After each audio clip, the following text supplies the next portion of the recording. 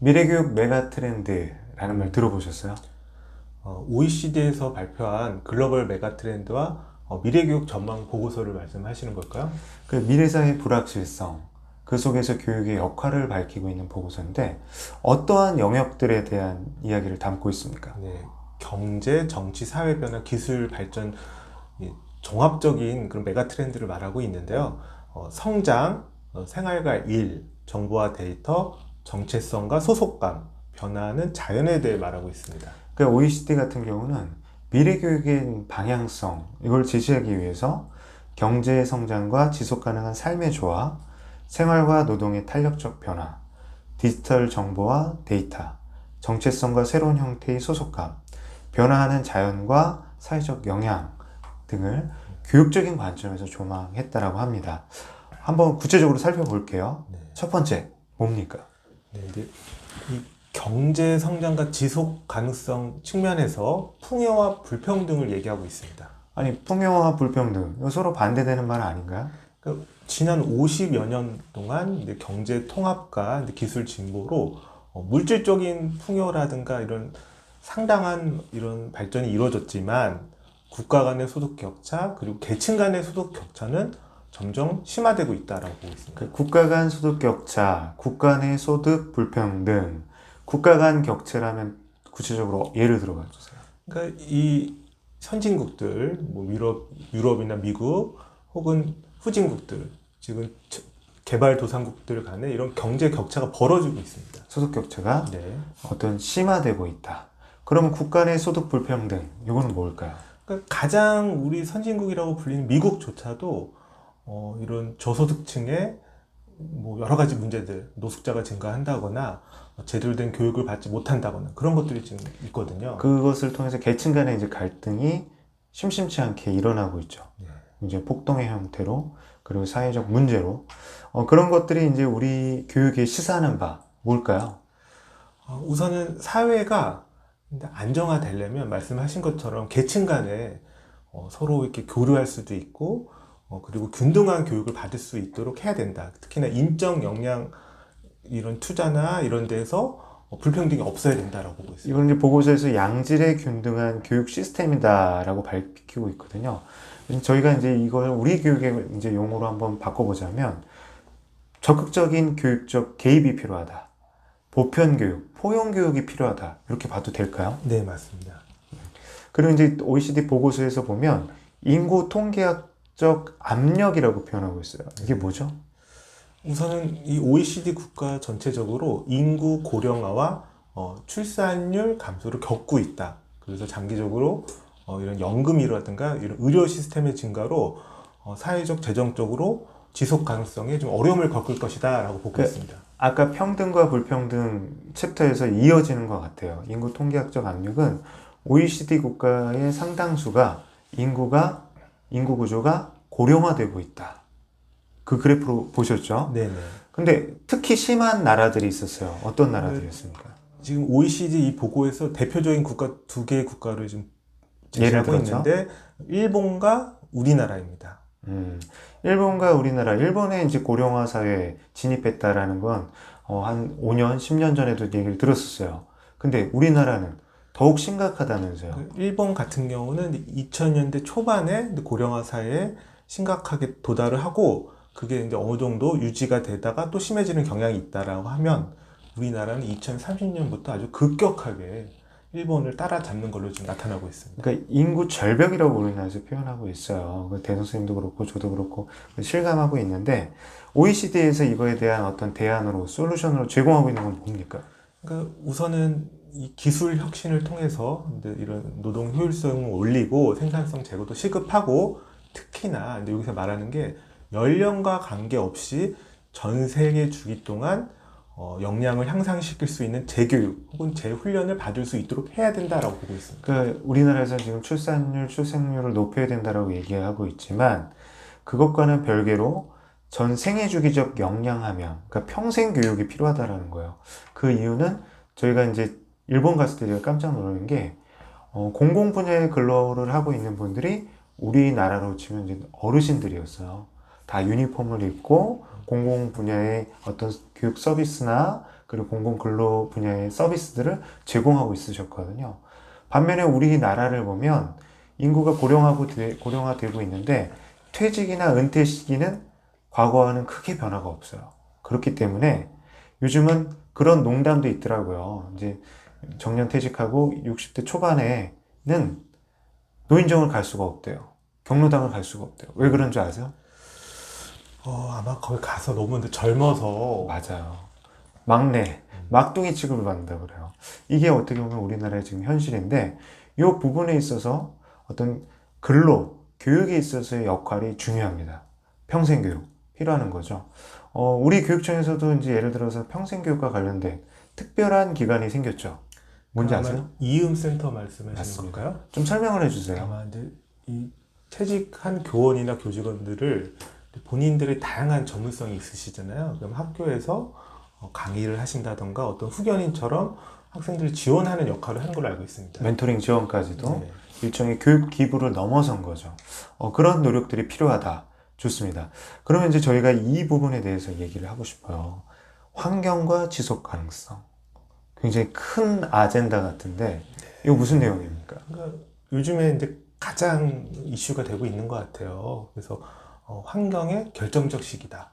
어떤 학자는 이미 놓쳤다라는 얘기까지 하고 있습니다. 그래서 기후 변화에 대처를 하고 환경적으로 지속 가능한 성장을 이루어야 된다. 특히나 재생 에너지라든가 이런 기술 확장을 통한 녹색 성장, 그다음 화석 연료 의존 감소를 해야 된다. 에너지 전환을 해야 된다라고 보고 있습니다. 그런 면에서 이제 각 시도 교육청에서 ESG라는 걸 이제 표방하고 있어요. ESG 경영을 해야 된다. ESG 경영, 뭔지 아시나? 그러니까 환경에 한마디로 친환경적이고 지속 가능한 어떤 경영이든 어떤 교육 사업이든 학생 교육이든 그런 걸 하자라는 걸로 알고 있습니다. 그렇죠. 단순히 환경뿐만 아니라 우리가 갖고 있는 의사결정의 구조, 그리고 협업 체계, 그걸 통해서 공공기관이 투명하고 그리고 의미 있는 공적 역할을 하는 조직으로 거듭나야 된다라는 취지일 것 같아요. 그게 이제 일반 기업에서 시작이 됐고, 지금 각 시도교육청으로 이제 확대되고 있는데, 이거를 교육의 영역의 측면에서는 우리 학생들에게는 어떤 교육을 해야 됩니까? 혹은 교육 시스템이 어떻게 바뀌어야 됩니까? 그러니까 이제 OECD 같은 경우는 이제 이 환경에 대한 인식을 새롭게 좀 형성할 수 있도록 지원해야 된다. 그리고 이를 태도로 만들 수 있도록 하고 특히나 집단과 개인 행동으로 발전시킬 수 있도록 촉진해야 한다라고 보고 있어요. 그러니까 결국엔 경제 성장과 지속 가능한 발전은 따로 있는 것이 아니라 함께 가야 된다는 거죠. 그러면 저희가 이 부분에 이 챕터에서 교육적 시사점을 종합 한번 해주세요. 그러니까 요즘에 이제 개정 교육 과정에서도 이제 이런 환경적인 기후 위기에 대한 위기 이런 것들이 되게 강조가 되고 있고요. 근데 교육 과정 안에서도 환경과의 그런 공존, 지속 가능성에 대한 그런 많은 고민들 그리고 학생들이 스스로 참여하고 탐구하면서 이런 실천하는 그런 것들을 만들고 있거든요. 그래서 아마 그런 게 좀 더 많이 필요하지 않을까라 생각합니다. 이 부분에 대해서 이제 OECD 보고서에 따르면 빠르게 진화하는 경제 사회 요구, 급속한 변화들이 일어나고 있다는 거예요. 그 속에서 평생학습을 통해 개인의 기술 습득을 촉진하고 환경에 대한 인식을 제고해서 지속 가능한 미래에 필요한 역량과 비판적 사고를 키워주는 것이 중요하다. 이렇게 밝히고 있습니다. 자, 이제 다음 챕터로 넘어가겠습니다. 다음 챕터 뭔가요? 예, 생활과 노동 방식의 변화입니다. 그래서 노동 생산성이 증가하고 근데 여가를 추구하기 때문에 개인의 노동 시간은 꾸준히 감소하는 추세이며 근데 이런 연차나 유급 휴가 등 이런 것들에 관련된 기준이 좀 더 명확히 해야 된다라는 얘기를 하고 있습니다. 데이터로 제시하고 있죠. 한번 데이터 좀 소개 좀 해주세요. 이거 OECD입니다. 1971년도에 OECD 국가의 근로자 연평균 주당 근무 시간이 1960시간이었습니다. 하지만 2019년에는 연간 1743시간으로 감소를 했고 또 다만 국가 간의 편차가 존재하고 있습니다. 그러니까 일을 하기 위한 시간이 절대적인 시간이 감소되었다는 건 그 외의 시간이 이제 늘어났다라는 거잖아요. 그런 부분에 대한 관심, 이제 어떤 교육에 대한 요구가 필요하다. 또 하나, 원격 작업이 이루어지고 있다. 이건 무슨 뜻인가요? 그러니까 코로나 시기에도 그랬지만 원격으로 이루어지는 업무들이 많이 늘어났습니다. 그리고 새로운 비즈니스 모델이나 디지털 기술을 활용한 비정형적 근무, 뭐 시간제 계약, 이런 탄력 고용의 형태가 증가했다라고 합니다.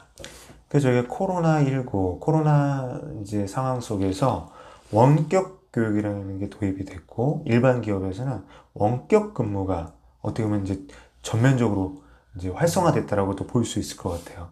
여기에서 이제 OECD 보고에서 예를 들고 있는, 한번 예를 들어봐 주세요. 네, 그래서 근데 플랫폼 노동에 대한 얘기가 나와요. 그래서 특정 소속이 없는 근로자가 어떤 웹사이트나 앱을 통해 고객을 직접 매칭을 해서 만날 수 있고, 그래서 이런 온라인 노동 활동이 5년 동안 약 2배 증가했다. 디지털 테일러리즘이라고 표현하고 있거든요. 온라인 노동 지수 어떻게 변화하고 있습니까? 그래서 계속 이제 증가를 하고 있습니다. 그래서 예를 들면 2016년에는 온라인 노동자 수나 뭐 이런 수치가 100을 기준으로 봤다라고 하면 21년도에는 거의 2배까지 올라갔거든요. 근데 제가 여기서 이제 나타나진 않았지만 코로나 시기에는 더욱 많이 늘었을 거예요. 그러니까 우리가 그동안의 어떤 대면 근로, 그리고 노동과 근로의 개념이 어떤 오프라인에 집중이 되어 있었다면 지금은 이제 온 오프라인을 이제 함께 통합적으로 바라보고 있다라는 거. 그것도 참 주의할 내용이고, 삶의 질 측면에서도 다루고 있죠. 그 삶의 질이 이제 전반적으로 향상이 되고 있으며 안전과 이제 치안, 뭐 주거 여건 개선에도 불구하고 이제 임대료가 많이 향상을 했다. 그래서 주거 비용의 상승이 불평등을 심화하는 어떤 사회 문제로 야기되고 있다라고 보고 있습니다. 그 주거에 대한 문제는 이제 각 나라들마다 처한 상황이 틀릴 텐데 이게 있는 것 같아요. 모두가 살기를 희망하는 지역, 그러니까 도시의 핵심 지구에는 많은 사람들이 모이고, 반면에 지방이나 사람들이 살기 힘든 환경의 어떤 소도시들은 인구가 줄고 있고, 그렇기 때문에 이게 주택 가격의 어떤 편차도 굉장히 넓어지고 있는 거죠. 근데 이 부분이 교육의 시사점이 있나요? 이런 노동과 주거의 변화가? 노동도 아까 말씀하신 것처럼 모델이 바뀌고 있고 원격으로도 많이 일하고 또 플랫폼 노동이 증가하고 있다. 그리고 이제 이런 삶의 질에서도 뭐 여러 가지 이제 임대료 상승으로 사람들이 거주하는 공간이 이제 계층에 따라 나눠지고 있는 상황이잖아요. 그래서 학생들도 이렇게 변화하는 직업 세계에 대응할 수 있는 이런 직업 교육이라든가 이런 탄력적인 교육을 받아야 된다고 보고 있습니다. 그 저희가 이제 평생 직장의 개념이 사실은 사라졌다라고 보는 거죠. 개인의 일생 동안 여러 직업을 가져야 된다, 가질 수밖에 없다라는 걸 전제하고 이것에 대응할 수 있는 탄력적인 자기주도성, 그 준비가 필요하다라는 거죠. 학교와 지역사회가 협력해야 된다라고 했는데 그 이유는 뭔가요? 근데 학생이 이제 다양한 변화를 체험도 하고 인식을 하려면 학교 안에서만 있어서는 안 될 것 같아요. 학교 바깥에서 직접 체험도 하고 교육도 받고 또 교류를 하면서 근데 이 학교 안에서 이 사회와 동떨어진 교육이 아니라 연결된 교육을 하다가 사회에 바로 나가서 바로 다양한 환경 속에서 자신의 진로를 개척할 수 있게 해야 되지 않나라는 생각이 듭니다. 그러니까 과거의 진로 교육 같은 경우는 사실은 어떤 진로에 대한 지식만을 제공했다라면 그거에 실질적으로 대응하고, 그리고 진로를 설계하고, 그리고 본인의 진로를 계속적으로 발전시키고 변경해 갈 수 있는 어떤 그 개척할 수 있는 그런 역량까지도 키워야 된다는 뜻이네요. 네. 그래서 저는 예전에 그 오바마 대통령 따님이 이 아르바이트 하면서 이렇게 지역사회에서 이렇게 체험하는 교육, 이렇게 일을 하는 모습이 되게 좀 인상 깊었거든요. 이제 그런 것들은 이제 어떻게 보면 일상이에요. 근데 이제 안타까운 건 이거죠. 우리 학생들은 정말 그러한 진로에 대한 역량을 키우고 있는 건가? 아니면 입시를 준비하고 있는 건가? 그런 아쉬움들이 있습니다. 네, 그래서 요즘에 뭐 고교 학점제라든가 여러 가지 이제 선택형 교육과정의 도입에 따라서 학생들의 특기 적성을 이제 학교에서 선택할 수 있게 하는 그런 것들이 있는데, 근데 더불어 지역사회와 연계, OECD에서 시사하는 그런 것들도 좀 더 강화할 필요가 있는 것 같습니다.